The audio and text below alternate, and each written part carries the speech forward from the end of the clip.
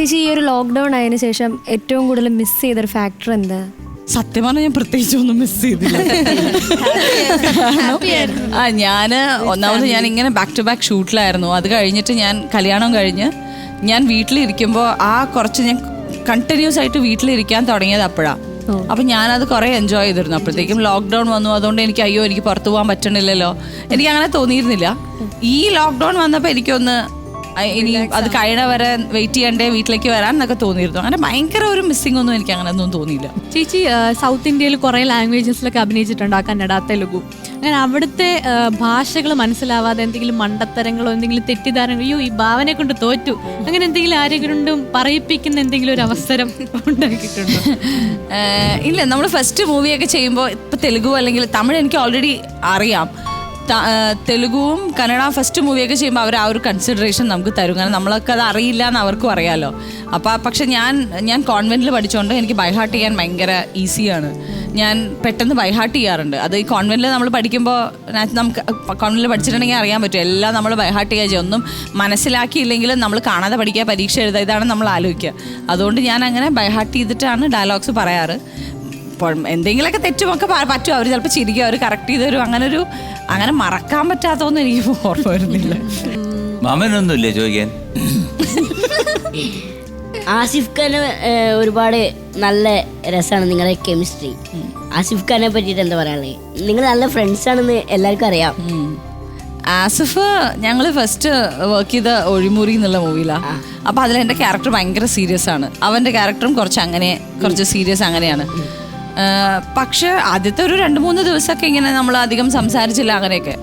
പിന്നെ ഞങ്ങൾ കമ്പനി ആയപ്പോഴത്തേക്കും ഏകദേശം ഞങ്ങൾ രണ്ടുപേരൊക്കെ ഒരു സ്വഭാവമാണ്. അവൻ തന്നെ പറഞ്ഞിട്ടുണ്ട് ഒരു ഇൻ്റർവ്യൂവിൽ, അവൻ്റെ ഒരു ഫീമെയിൽ വേർഷനാണ് ഞാൻ എന്ന് പറഞ്ഞിട്ട്. സോ ഞങ്ങൾ രണ്ടുപേരും ഇങ്ങനെ വഴക്കിടും, അല്ലെങ്കിൽ പിന്നെ വർത്താനാണെങ്കിൽ എന്തെങ്കിലും പ്രാങ്ക് കാര്യങ്ങൾ അങ്ങനെയൊക്കെ. പിന്നെ അത് ഞങ്ങൾ ഹണി ബീ ചെയ്തു, അഡ്വഞ്ചേഴ്സ് ഓഫ് ഓമനക്കുട്ടൻ ചെയ്തു. എൻ്റെ നല്ലൊരു ഫ്രണ്ടാണ്. പിന്നെ ഞങ്ങൾ തമ്മിലുള്ള കുറേ ഇതുണ്ട്. ഞങ്ങൾ ഒരുമിച്ച് ഇരിക്കുകയാണെങ്കിൽ വെറുതെ ഇങ്ങനെ അതും ഇതൊക്കെ പറഞ്ഞ് കുറേ ചിരിക്കാനും അല്ലെങ്കിൽ പ്രാങ്ക് ചെയ്യാനും ഒക്കെ is A very good friend. ചേച്ചി ഒരു ഡൗട്ട്, അതായത് ലൈക്ക് പല ഹീറോയിൻസും മേ ബി ആസ്ട്രോളജി ആവാം, ഇല്ലെങ്കിൽ വേറെ എന്തെങ്കിലും സൂപ്പർസ്റ്റിഷൻ കൊണ്ട് അവരുടെ സ്വന്തം പേര് സിനിമയിൽ വന്നിട്ട് ചേഞ്ച് ചെയ്യും.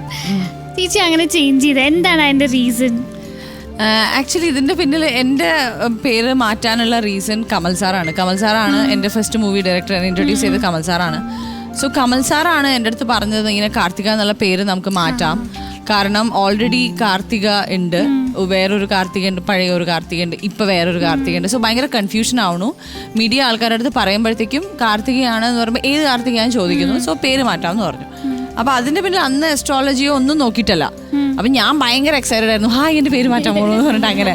അപ്പോൾ കമൽ സാർ പറഞ്ഞു, നീ തന്നെ നിനക്ക് ഇഷ്ടമുള്ള കുറച്ച് പേരുകൾ പറയൂ, എന്നിട്ട് അതൊന്ന് ഞങ്ങൾ സെലക്ട് ചെയ്യാൻ പറഞ്ഞു. ഞാൻ അപ്പം തന്നെ ഇരുന്ന് ഒരു 4-5 പേരൊക്കെ വെറുതെ അപ്പം തോന്നിയ, ഇപ്പോഴാണ് ഞാൻ കുറേ കൂടി നല്ല പേരൊക്കെ ആലോചിച്ചത്.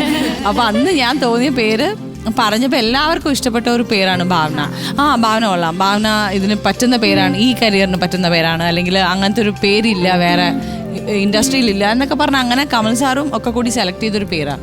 അത് ഒരു ദിവസം കൊണ്ട് ചെയ്തൊരു സംഭവം, ഒരു കുറച്ച് സമയത്തെ കാര്യം കൊണ്ട് മാറ്റിയ ഒരു കാര്യമാണ്. ഇപ്പൊ പറഞ്ഞല്ലോ ഈ ഇപ്പോഴാണെങ്കിൽ വേറെ പേര്. അത് എനിക്ക് ഓരോ സമയത്ത് ഞാൻ ചില ഇതൊക്കെ കാണുമ്പോൾ എനിക്ക് ഈ പേര് മതിയായിരുന്നു. ഒരു സമയത്ത് ജെന്നിഫർ എന്നായിരുന്നു. ഞാൻ അച്ഛൻ്റെ അടുത്തൊക്കെ പറയും, ഞാൻ ജെന്നിഫർ എന്ന് പേര് മാറ്റിയാലോ എന്ന് ആലോചിക്കാം. ഇപ്പോഴാണെങ്കിൽ എന്താണ്? ഇപ്പോഴാണെങ്കിൽ ഞാൻ വൈഷ്ണവി എന്നായിരിക്കും. ഒരു കാര്യം ചെയ്യാം, നമുക്കൊരു കാര്യം ചെയ്യാം. ഭാവനയുടെ മോക്ക് വൈഷ്ണവി. ഇനിയിപ്പോ ഇത് കണ്ടിട്ട് പറയോട്ടോ, ഭാവന പ്രഗ്നന്റ് ആണ്, കുട്ടിക്ക് അടുത്ത ന്യൂസ് വരും കേട്ടോ. പ്രഗ്നന്റ് ഒന്നും അല്ല, ഞാൻ വെറുതെ പറഞ്ഞെന്നുള്ളൂ.